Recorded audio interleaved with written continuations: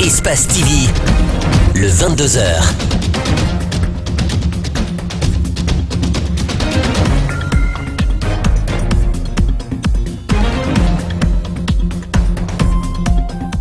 Bienvenue, mesdames et messieurs, très heureux de vous retrouver pour cette nouvelle édition du 22h, dont voici les principales articulations.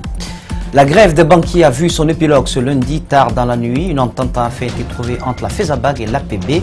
Parmi les résolutions, la revalorisation des primes, indemnités et allocations. Nous en parlerons dans un court instant. Et puis le ramadan change les habitudes vestimentaires chez la couche féminine. L'islam recommande un accoutrement beaucoup plus modéré et responsable. Les jeunes filles se plient à ce principe, mais pas de gaieté de cœur. Vous verrez les détails dans cette édition d'information. Et puis au Maroc, des soutiens à l'opposant Nasser Zefzafi ont manifesté ce mardi dans la rue d'Al-Osema. Ils étaient plus de 2000 à demander sa libération. Nous ouvrons ce journal par cette vindicte populaire en pleine journée à Limbagny, dans la commune de Ratouma. Un jeune a été carbonisé vif ce mardi par les populations de la localité. Le jeune aurait tenté de dérober une moto. En défendant la victime, la foule n'a trouvé moyen que de lyncher l'agresseur. Les services de sécurité, eux, ont eu du mal à maintenir le calme. Mamadou Sadio Baldé, El Haj Alouba y était pour nous. Ils t'ont pas fait du mal. Adama Oulare, c'est le nom du jeune assassiné. Selon le témoin, il s'est jeté sur un conducteur de moto-taxi. Ayant opposé une résistance, une bagarre rangée s'est déroulée entre les deux hommes. Le propriétaire de moto aurait reçu un coup de poignard au front. Il a crié secours. La foule est venue à sa rescousse. Il a blessé et ce jeune aussi, il a crié, les gens sont venus. Maintenant, le bonhomme qui voulait le retirer sa moto, il a pris la fuite. Mais puisque le monde était venu, il n'a pas pu s'en sortir. Raison pour laquelle tous ceux qui ont assisté l'autre fois à la mort de notre ami sont venus maintenant manifester leur couleur. Donc on l'a frappé, on l'a tabassé. Un contre tous, le jeune a subi une mort atroce, comme le décrit ce témoin. Quand on a mis le feu sur lui, il a commencé à se remuer. Et ce fait, la première course a passé sur lui. C'est ainsi que l'autorité est venue maintenant pour intervenir. Aucune compassion. Au contraire, les témoins parlent d'un bon débarras. Il y a quelques jours, un conducteur est égorgé dans le même quartier, d'où la colère des jeunes. Notre ami a été assassiné, c'est même les images qui illustrent. Il a été égorgé. Il y a assez de personnes qui ont perdu leur moto. Nos amis, même moi, j'ai été victime. J'ai perdu ma moto. Beaucoup ont perdu leur moto. Le plus souvent, ils déplacent les gens. Arrivés là-bas, ils disent ta moto ou bien ta vie. Soit tu donnes ta moto, ou tu perds ta vie. Il a fallu plus de 2 heures pour que les sapeurs-pompiers viennent enlever le corps. Au moment où cette opération se déroulait, une pluie de cailloux est tombée, ce qui occasionne un ultime bras de fer entre services de sécurité et jeunes du quartier. Comme on le sait dans les titres, la FESABAG et l'APB sont finalement parvenus à un accord tard dans la nuit de lundi à mardi. Sur les 11 points de revendication, 6 ont fait l'objet donc de consensus. Les négociations ont été facilitées par la primature. Quel est le contenu de ce protocole d'accord? Idrissa Bari et Yacouba Traoré ont rencontré le secrétaire général de la FESABAG. Il était environ 1 h du matin lorsque Abdoulaye Sow de la FESABAG et Mangafo de Touré de l'Association des professionnels de banque en Guinée ont signé ensemble le protocole d'accord de suspension de la grève sous la médiation du Premier ministre chef du gouvernement. Dans ce protocole, 6 sur les 11 points de la plateforme ont été obtenus par la Fédération syndicale des banques et assurances de Guinée. Il s'agit du relèvement du niveau général des salaires. Nous avons partiellement signé un accord, mais dans sa partie la plus importante, je voudrais vous dire que nos patrons nous avaient promis 3%. Nous avons, à travers nos capacités à négocier, pu obtenir 23%. Ces points, c'est d'abord le relèvement du niveau du salaire qui a été obtenu en 2 étapes. Les partis ont aussi convenu de la retraite complémentaire obligatoire, de la prise en charge des frais d'évacuation sanitaire, mais aussi de l'application correcte et intégrale de la convention collective, signée en 2004 entre l'APB et la FESABAG. C'est nous-mêmes la garantie. Quand on signe un accord comme ça, et qui concerne la vie des travailleurs, la garantie, c'est les travailleurs eux-mêmes. Il y a une obligation. Sinon, nous grèvons. Sinon, nous refusons de travailler.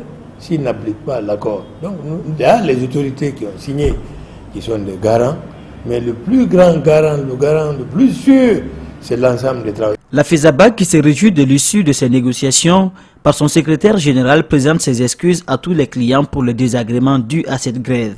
Sur les 5 autres points de revendication, les parties vont se retrouver en début juillet pour la suite des négociations, précise Abdoulaye Sow. Les activités, elles, dans le secteur bancaire ont effectivement repris ce mardi. Devant certaines banques, une forte affluence des clients. Ils attendaient de pied ferme la réouverture des banques afin de pouvoir accéder à leurs comptes et faire face aux différentes préoccupations. Le reportage est signé Al-Seli Bari et Abdoulaye Kamara. À la suite d'un accord signé à 1 h du matin, les employés des banques ont donc repris le chemin du service très tôt ce mardi. Dans la plupart des banques, plusieurs files d'attente. Décidément, réjouis à la suite d'un calvaire qui n'avait que trop duré, la clientèle exalte. Oui, ça a été une joie extraordinaire, inouïe même, je dirais. Quand ils ont dit que la banque, parce que moi je suis venu hier, j'ai passé plus de 4 heures de temps pour avoir l'argent que j'ai à mon compte. Et finalement, je me suis dit, comme c'est demain, c'est-à-dire aujourd'hui, je vais prendre mon mal en patience pour venir aujourd'hui retirer, et bien j'en ai fini aujourd'hui. On était coincés, hein, la poche était vide. Bon, moi je me dis que ça a bien repris, puisque je voulais faire un retrait. Mais au GAB, au guichet automatique, c'est ce que j'ai fait, ça s'est correctement passé. Nous avons voulu sillonner à l'intérieur des banques, mais l'accès nous a été interdit. Donc, notre constat se limitera dehors. À la sortie d'une des banques, nous rencontrons Soirée qui nous explique l'ambiance de l'intérieur. Il y a trop de monde, il y a beaucoup de gens qui sont dans la salle d'attente, il y a des gens aussi qui sont dehors, donc le place même est petit pour les gens, tellement qu'il y a des monde. Pour ces clients, leur autobilan, la grève est venue au mauvais moment et le service minimum était quasi inexistant, déplore-t-il, avant d'attirer l'attention des autorités. Moi je pense qu'il faut un minimum assurer quand il y a une grève, ou bien créer un syndicat fort qui peut défendre les intérêts des citoyens qui n'ont que le salaire pour vivre. Alors que nous quittions les lieux, des enseignants nous interpellent, arguant que jusqu'à présent, leurs salaires n'ont pas été virés. Les travaux de la session ordinaire 2017 de l'Assemblée plénière du Conseil économique et social ont pris fin ce mardi. Durant 2 mois, les conseillers ont examiné 6 thématiques d'ordre économique. Les explications sont signées Djibril Ba et Mohamed Al-Hussein Kamara. Du 28 mars au 30 mai, ces conseillers ont discuté de ce qui est vraiment considéré préoccupant pour le pays. L'exode rural, une des thématiques autosaisies par l'institution, se présente comme une sérieuse menace pour le développement. Pour l'examen de ce thème, de saisine et d'autosaisine, le Conseil économique et social a fait appel, en plus de ses compétences internes, à des cadres de départements ministériels et à plusieurs compétences extérieures pour un partage d'informations. Autant d'aspects liés au développement du pays qui sollicitent aussi une coordination et l'épanouissement des citoyens. À ce titre, le ministre chargé des institutions républicaines souhaiterait plus d'action d'un gouvernement dont il fait partie. Soyez rassurés que M. le Président de la République, le professeur Alpha Condé, attache la plus grande attention aux activités de votre institution, en qui il renouvelle toute sa confiance en ses membres pour la qualité des avis et recommandations qui lui sont destinés à lui et à l'Assemblée nationale. Les conseillers estiment qu'au visa de la tenue des dernières sessions, leurs pairs seront dans les périphéries de la Guinée pour rendre concret leur rapport. Aujourd'hui, nous avons donné des avis de recommandations. Si les pouvoirs publics, c'est-à-dire le pouvoir législatif et exécutif, prennent nos recommandations en compte en prenant des dispositions, je crois que ça pourrait faire avancer notre pays et ça pourrait améliorer les conditions de vie de nos populations. Au-delà des 60 jours de concertation, le Conseil économique et social guinéen s'attend à de nombreux défis qui peuvent être nationaux et internationaux. Et puis parmi les thèmes débattus, le rapport de la commission provisoire sur l'éducation nationale, un dossier dont s'est saisi le président de la République. Je vous propose de suivre la réaction d'un des conseillers au micro de Djibril Ba. Pour la première fois, nous remercions M. le Président de la République qui nous a saisi, depuis 2 ans, nous a saisi pour la première fois d'un thème, c'était très intéressant d'ailleurs, en ce qui concerne la réforme du secteur de l'éducation. C'est important, nous avons reçu cette saisine et nous avons examiné, et vous allez voir dans le rapport ce que nous avons proposé. Je crois que parce que nous sommes liés par le secret professionnel, on ne peut pas exposer ce que nous avons recommandé si ce n'est pas publié.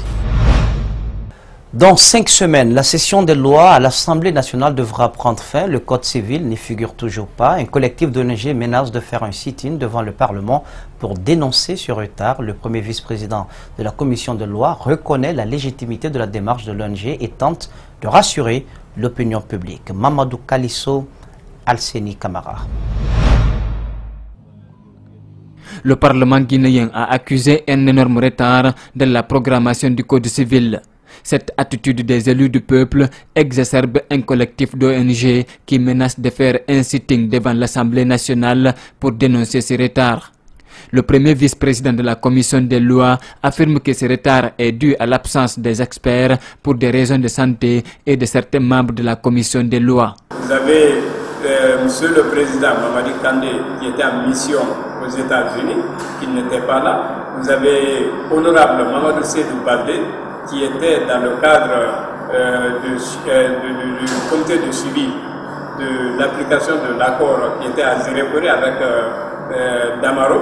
Donc pratiquement le nombre n'était pas là pour traiter. Ce parlementaire dit comprendre la colère des citoyens. Il les invite néanmoins au calme et à la retenue. Le Code civil concerne la vie de la nation. C'est inadmissible de le programmer en l'absence des experts, dit-il.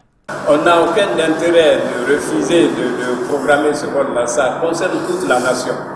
Mais pour l'examiner, il faut nécessairement les experts, la participation des experts. Si les experts ne sont pas là, donc là, ça va prendre un peu de temps.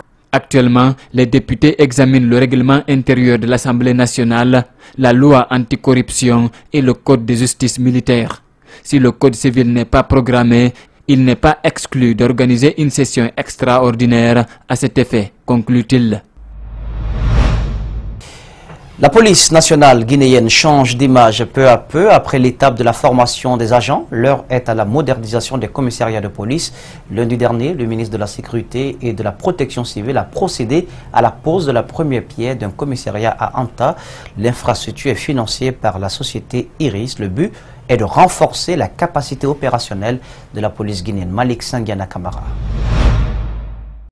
La police guinéenne est en manque d'infrastructures dignes de nom. C'est pourquoi la société Iris spécialisée dans la confection des documents de voyage s'est engagée devant le président de la République à construire 5 commissariats de police dans la capitale. L'exécution de cette promesse commence par la pose de la première pierre du commissariat d'Anta. Les hommes ont été braves, ils ont été courageux, parce qu'ici, ils ont affronté les serpents, ils ont affronté toutes sortes d'intempéries aussi. Et je disais d'ailleurs avant de venir ici qu'ils étaient à la belle étoile. Nous avons choisi le secteur de la sécurité parce que là, notre interlocuteur direct, c'est le ministre du département de la sécurité. Nous, notre projet, c'est un projet de confection des documents de voyage qui est avec le ministère de la Sécurité. Cet édifice est financé à hauteur de près d'1 milliard de francs guinéens. Pour la donatrice, l'amélioration des conditions de travail du secteur de la sécurité va permettre de sécuriser non seulement les documents de voyage, mais aussi à renflouer les caisses de l'État. Nous sommes rassurés que ces partenaires soient des partenaires sérieux qui viennent améliorer, n'est-ce pas, les conditions de vie des Guinéens. Premièrement, en sécurisant les documents de voyage guinéens, et deuxièmement, en sécurisant et améliorant les recettes de l'État. Le délai d'exécution des travaux est de 6 mois. Cependant, le ministre Kabele a insisté sur le respect des clauses. Je souhaite que ces chantiers soient réalisés dans les meilleures conditions de travail et de sécurité, ainsi que dans les délais prévus, afin que nous nous retrouvions dans quelques mois pour l'inauguration d'infrastructures dont nous serons fiers. L'investissement sera principalement pris en charge par le partenaire IRIS. Le commissariat d'Anta est créé en 1994. Il compte 56 agents, dont 21 femmes. Le mois de Ramadan influe sur le comportement des filles, une influence matérialisée par le mode vestimentaire et la coiffure. Chacune essaie de se conformer aux prescriptions religieuses qui leur recommandent de se couvrir tout le corps. Marion Abbé, Mamadou Souma nous donne plus de détails dans ce reportage. Suivez. Le foulard à la tête et des tenues respectueuses sont visibles sur les filles. Pour le respect du mois de Ramadan, elles ont changé de mode vestimentaire. Pendant ces mois-là, il nous faut des habillements corrects, on doit être couverte, donc c'est pour respecter ce qu'on fait, quoi. Parce que c'est un régime de Dieu, c'est à respecter. Dans la religion musulmane, il est conseillé de s'habiller d'une façon décente. Ce n'est pas seulement pendant le Ramadan, mais comme le Ramadan ne vient qu'une seule fois dans l'année, donc c'est juste un respect. Même si on a l'habitude de bien s'habiller, donc il faudrait doubler et aller jusqu'au bout, s'habiller confortablement d'une manière à ne pas déranger les autres. Le mois béni de Ramadan est un moment de prière et d'abstinence pour les musulmans à travers le monde. Pendant le Ramadan, j'ai changé. Maintenant, je ne porte plus les mèches, je ne porte pas les pantalons serrés. Donc, je ne mets pas les faux cils, je ne mets pas les faux ongles. Parce que c'est le Ramadan et c'est ce que l'islam recommande. J'appelle aux filles qui ne s'habillent pas correctement pendant le Ramadan de bien s'habiller, de couvrir leur tête. Chez les jeunes hommes aussi, le pantalon est mis au bon point. Pendant la récréation, discipline totale dans cet établissement d'enseignement.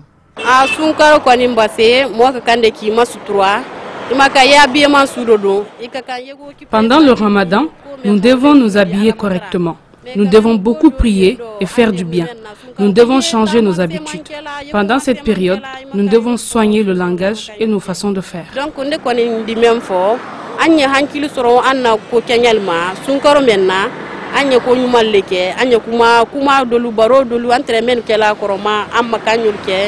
Le mois saint de Ramadan est une occasion de faire de bonnes actions et d'effectuer des actes d'adoration du Tout-Puissant Allah. Dans le pays profond, les travaux de rénovation de l'hôpital préfectoral de Guékédou ont débuté il y a plus de 2 mois. La société en charge des travaux a donné un délai de 18 mois, mais à voir ce qui est fait sur le terrain, ce délai ne sera pas respecté et l'hôpital manque d'équipement. Le reportage est signé Mamadou Saliouba, Djibril Kaba Kamara. Pour la première fois depuis plus de 20 ans, l'hôpital préfectoral de Guékédou est à rénovation. Les travaux ont débuté il y a quelques mois et devraient finir dans 18 mois, mais l'allure ne rassure personne et déjà des problèmes au niveau du plafond. C'est pas ici seulement, vous allez vérifier dans toutes les salles là, vous verrez que le plafond ça coule. Vous voyez le plafond qui est mieux. Ici, les travaux avancent à pas de caméléon. Tous les bureaux sont concentrés dans un seul local, la dispensation transformée en pharmacie avec ses quelques produits. Bon, j'estime qu'ici, vous nous voyez, on dirait que vous avez vu quelque chose de bon, c'est pas grave, et ça. Et on a déjà un peu, disons, on a averti la maintenance pour prendre des dispositions par rapport à des situations comme ça. Et on estime que d'ici là, on estime que ça ira. Autre image, autre préoccupation. L'hôpital ne compte que 3 lits d'accouchement pour une population estimée à 500 000 habitants. Dans le labo, on s'imagine dans un hôpital des années 60, seulement 3 microscopes, preuve que le défi est immense. On a le niveau, mais malheureusement on a la formation, mais on n'a pas le matériel. C'est Moussa Koulier qui est censé nous faire la situation de l'hôpital, un peu coincé dans son t-shirt de directeur de l'hôpital. L'équipement, vraiment, ce n'est pas encore, nous n'avons pas reçu de nouveaux équipements. Ce qu'on est en train de... C'est les mêmes anciens matériels avec lesquels nous travaillons que nous avons encore. Ici, les défis à relever sont énormes. À cause de la chaleur dans les salles, certains patients ont choisi de rester dehors.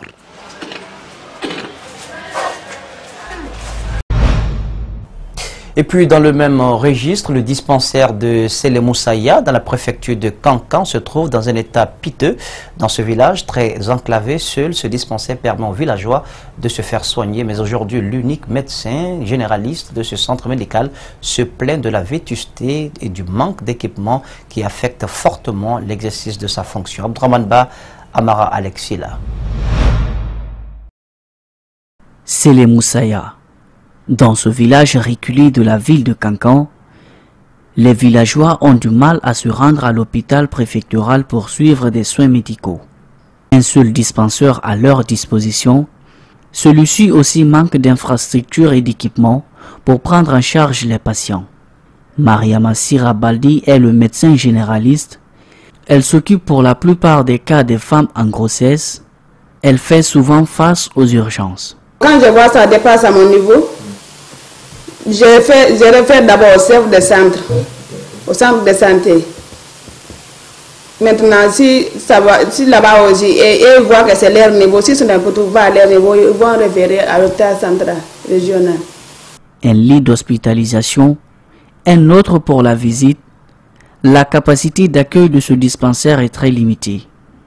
Même les panneaux solaires qui fournissaient de l'énergie à cet hôpital ne sont plus en état de fonctionner. Le toit a complètement lâché, le centre ne dispose pas de moyens de déplacement. La responsable du centre ne cache pas ses inquiétudes face aux urgences. C'est m'aider d'avoir les moyens de déplacement, puisqu'il y a certains cas, donc il faut, quand tu gagnes à certains cas-là, il faut envoyer vite au centre de santé. Et s'il n'y a pas de moyens de déplacement, ça va retarder. À côté de ce problème d'équipement, cette femme ne manque pas de signaler le mauvais état de la route, une autre préoccupation pour ces villageois.